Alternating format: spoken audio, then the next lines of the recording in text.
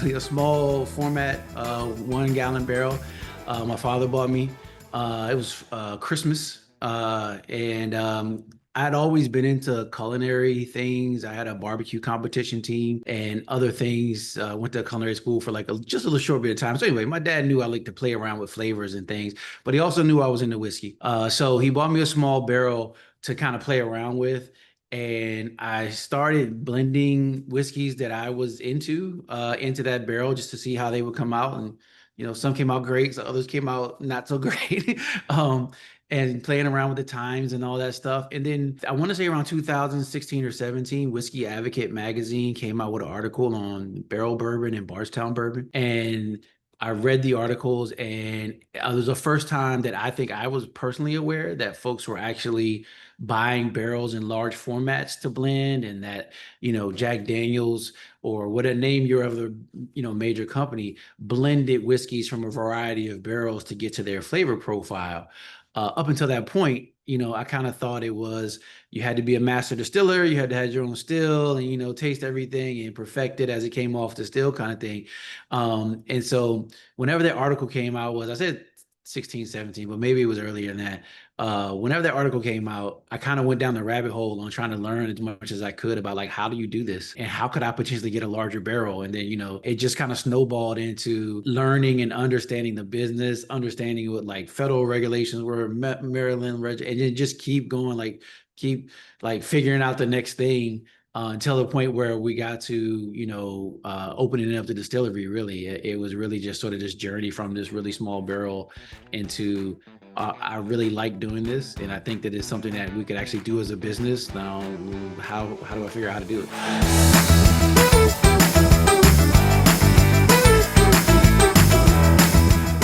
Well, for me, I think it is the idea of that you would have one name in multiple spirits categories. Because I think like right now, if you look at the portfolios of major brands, they're all aligned, mostly aligned to one spirit. And for me, my friends, my family, they kind of drink everything. And I kind of came up in the bourbon culture, and the bourbon culture, at its most inclusive is us getting together around a really good bottle and like talking about it and like commiserating around it. And, that wasn't necessarily the case in other categories like a vodka, not necessarily rum to a lesser extent. There were some people who were really into aged, rums and include me in that category. But at writ large, there wasn't a lot of other spirits that sort of folks behave that way when they came together. So my thought was, what if we could create like the best spirits in those categories so that, the vodka person or the rum person or tequila now, is blowing up, but had something that they could bring to the table in the same kind of inclusive community style with right alongside like bourbon drinkers, right? So that was kind of my thought, was put my name behind the best spirits I could get and that I could produce in the category, and then, make a decision easier for someone who's trying to think about which spirit to get, which bourbon to get, what rum to get. My ultimate vision is that, you go into a store one day and you have a Arthur Wheeler display, and you can, satisfy the whole party right there in that one display, instead of going down multiple aisles to try to find, a great bottle in each of those different categories.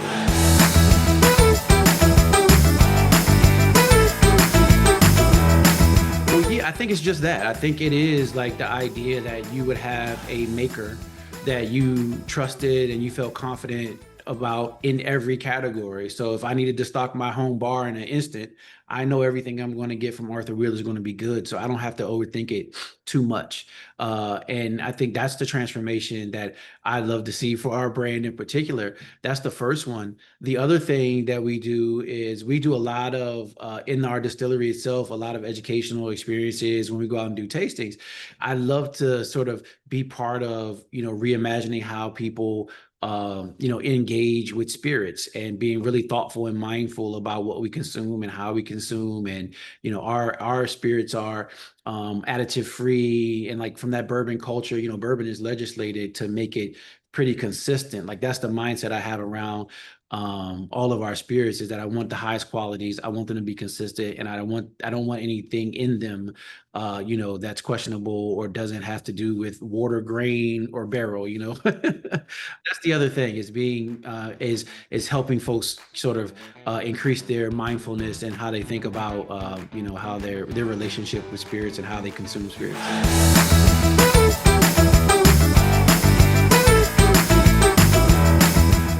Absolutely. I think what I mean by spirited people is I think you always have someone in your friend group that wants to impress you, and not out of vanity or not out of, credit, but they're invested in your happiness. They're invested in you enjoying the moment. They're invested in whatever that moment is. And so like, I think that those are the people that that I'm making spirits for. The person that wants to show up, with the pièce de resistance or the bar, the best bottle on the bar, or this unique expression that their friends maybe haven't had before, but that is thoughtful about how they, buy spirits and how they come together. At the very core of it, it's about that's the whole point is like, bringing people together, whether it's around a bottle or a glass. That person that, that has that energy that really wants to be or wants to have introduce you to something new or wants you to feel good about whatever it is they brought. I think those are the folks, that we make spirits for, the people that want to kind of just spread the goodness around.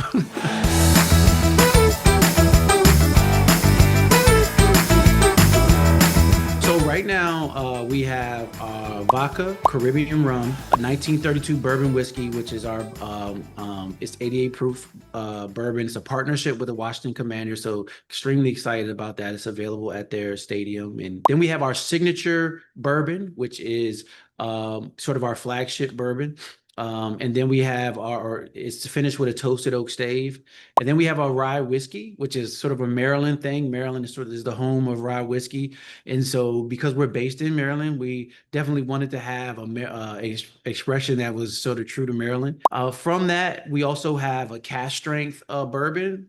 And then we just recently launched agave. So we have 100% additive free tequila that we import from AWSCo, but we finish it in those Maryland rye barrels. So really a unique expression of tequila. It's aged a minimum of 3 months, and we offer that also in a cask strength, which is kind of unique on the market, as well as signature reposado, which is 84 proof. The agaves are only available in the distillery because there's such a small batch, and I work with a provider, but I'm not sure I can continue to get that particular product. So it's really small batch, really limited release. The other products that I mentioned are in retail stores and available via Urban Grape, which is our national shipping partner. You can get all of those expressions there. So that's the full portfolio. Right now, we don't have I think we're missing a gin, maybe, and maybe a brandy or a cognac, but I think we're going to stick with this portfolio for right now, and make sure that we're bringing the best possible representation of those spirits in those categories.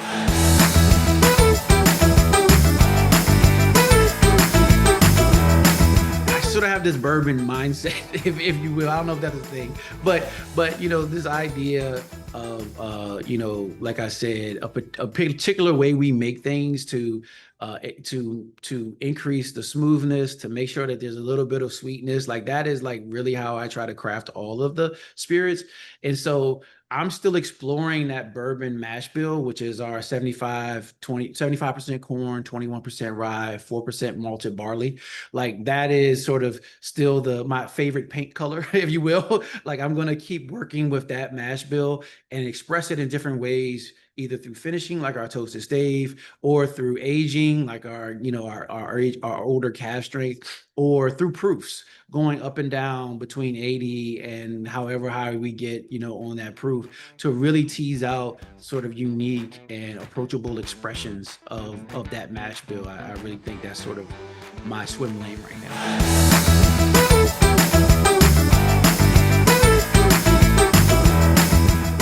So I could definitely foresee that. We're also very deliberate in our distillery about offering non-alcoholic options. So we have a menu of mocktails and craft made beverages that we make here. And I could definitely see an expansion into the no proof, low proof markets. Um, I don't know when that would be for us, but I could definitely see that. And I think it's an interesting shift, and I think probably overall a good shift. The market is ripe for doing something really expressive and really unique in that category. So I could definitely see us getting into that at some point.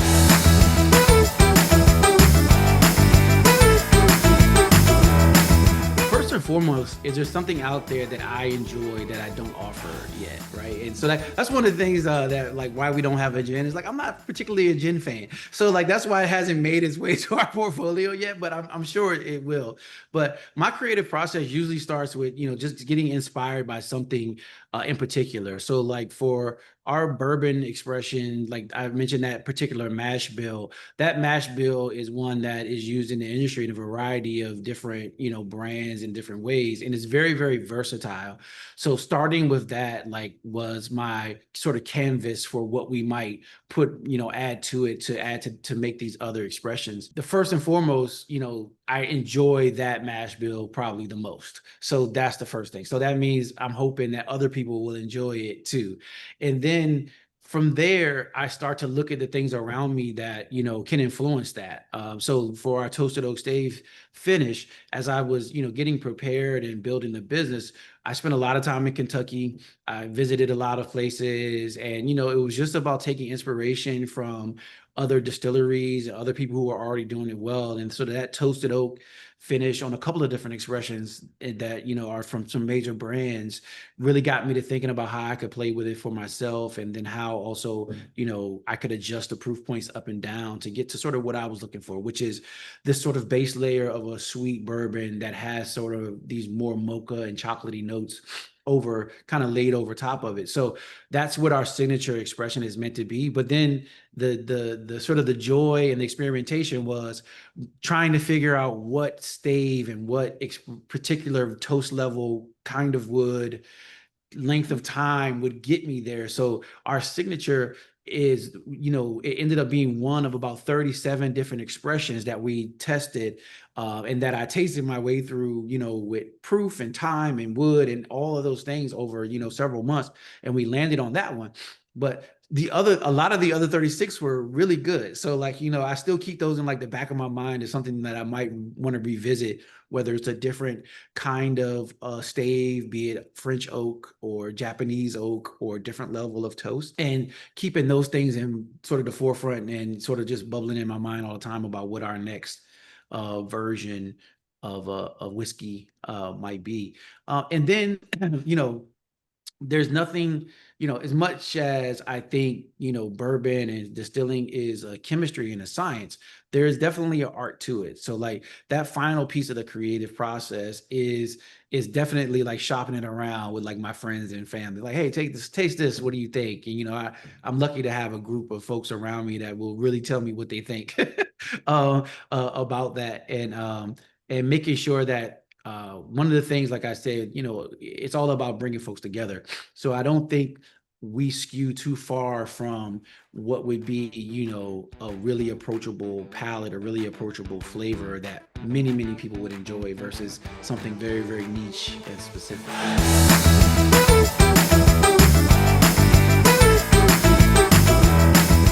One of the reasons why I like to stick to the sort of the mash bills that I have is that I've done the work in identifying the distillers that I can source my spirits from that are absolute masters at their craft, that have a commitment to sustainability. And so you don't know that unless you go visit and you go talk. And so like we spend a lot of time traveling and going to actually talk to the distillers, seeing where things were made, how they were made, and really ensuring that, the product that we were putting forth was, both sustainable in that we can continue to do it without having, a significant impact on the environment around us, but also sustainable in that we had a distiller that we know is going to continue to make that product and make it the right way, and is not going to, at some point decide to cut a corner or anything like that. So we were really deliberate in our selections. It wasn't sort of a process where we sort of, we took whatever we could find to start out. We really spent time. It took almost 4 years between when we decided that we were going to do this to when we opened, and we maximized that 4 years, I think, in finding the right suppliers, finding the right processes, finding the right people, the right grain to really partner with us for long-term success and long-term growth. But I do think, having said all that, I do think there is significant room for us to continue to innovate in the space. There are, different methods that are coming along, that will make things a little bit more sustainable, like alternatives to the oak barrel, or ways that distillers are now recycling the water that they capture from as a result of the distilling process to reuse in a variety of different ways. And the same thing with grain, so on and so forth. There's a lot of I think room to grow, even though there's a lot being done right now. So we try to stay in front of that and make sure, and our distillers, again, finding those right partners, they do that because it's part of their brand ethos as well. And we have a good relationship in that regard.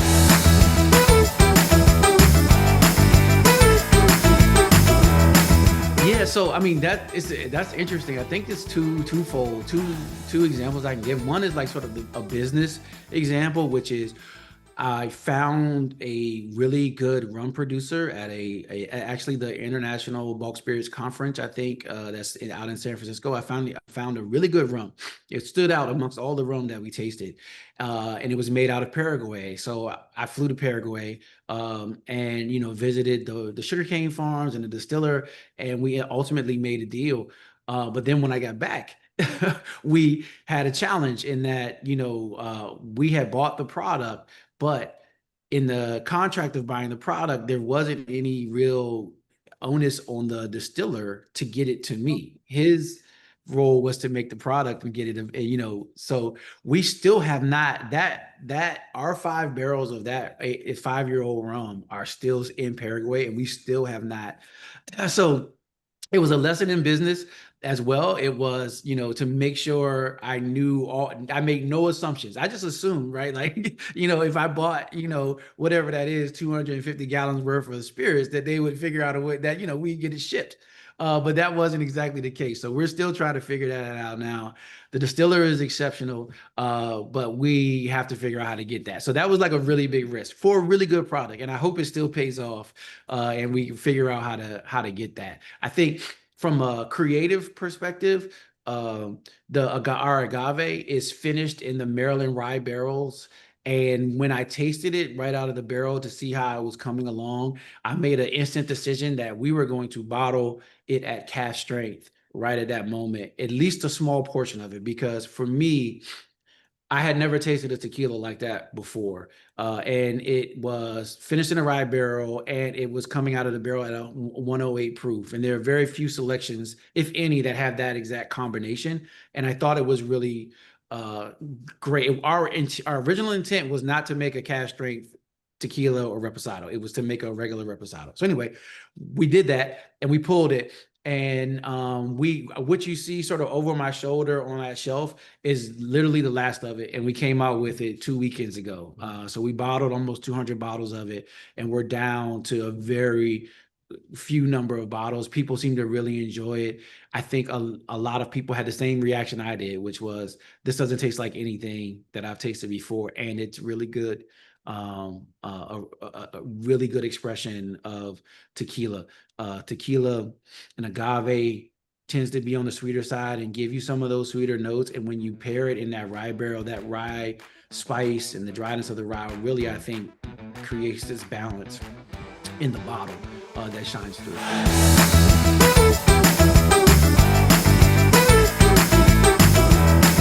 I think just the insane amount of work it takes. I'm 100% dedicated to this business, but it wasn't on purpose. I got laid off from a job over the summer, and I thought, oh, I'll get another job after we get the distillery launched and everything.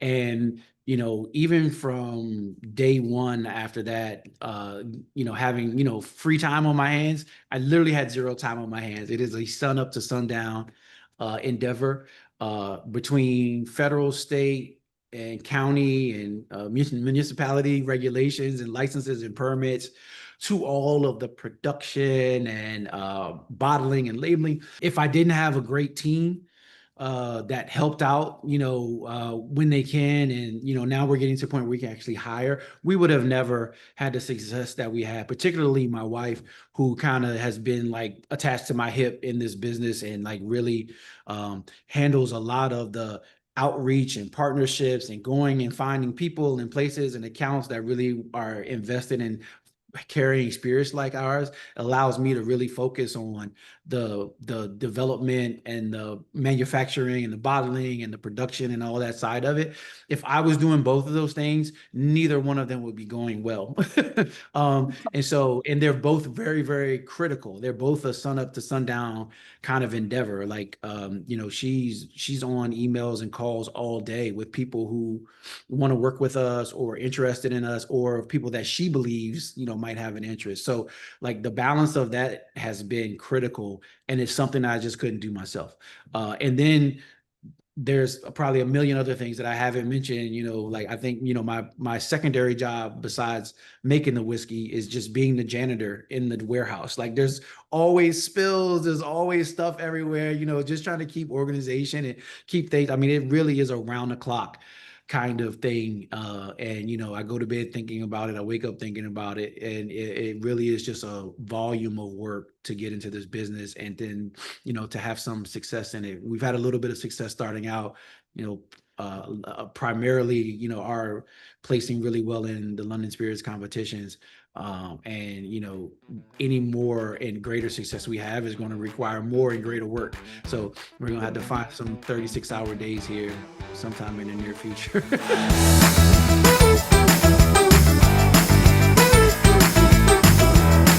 Oh, that's a great question. For me, it's definitely our signature bourbon.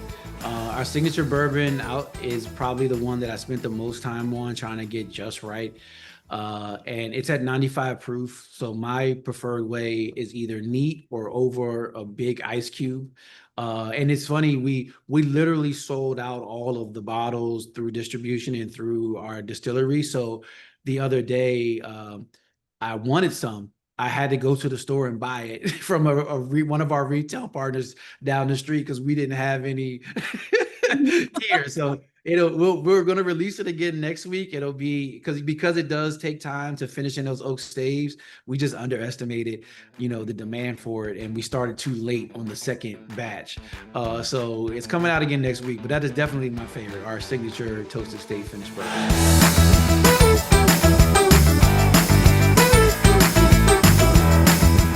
Next 5 to 10 years for us is all about evolving and expanding. So we started out really small. We're in a small space. So I think we're going to definitely have to grow just the footprint and square footage that we need to fulfill the orders that are now ticking up for us. I think it's going to have to, and we're going to have to be able to do that simultaneously while maintaining the quality and the level of the experience that we hope our patrons, our customers enjoy from us.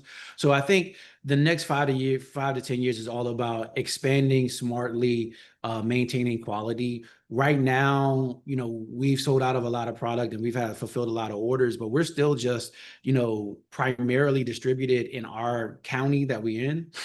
A couple of places in the state, and then a couple of places in DC, in the District of Columbia. So we have not reached, our anywhere near what our potential is, even in our own sort of tri-state area, the DMV. So and we're running out of space. So we're definitely going to have to think about that in a very deliberate way and prepare ourselves for like growth, which I hope in 5 years is at least regional up and down the East Coast. You'll be able to find our product.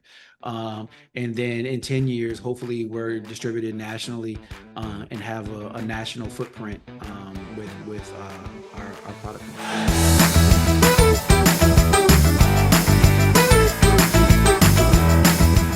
I think the thing that I would point out is that our ethos in the most excellent spirits together is really rooted in coming together, right? We came out of COVID and everyone and I think we're still getting used to like going outside to get together. And while Zooms are great and they serve their purpose very, very well. I would love for us to get back to sharing a table and commiserating around a shared experience. And that's what this brand was sort of born out of, this idea of getting excellent spirits together. And in spirits, we mean the product, but we also mean just people in general and people that want to come together and have a good time, enjoy the moment. And we work really hard to make sure that we put out that kind of product that everyone can enjoy, and also a price point that everyone can afford, which is really also important to us, making it accessible and approachable for everyone.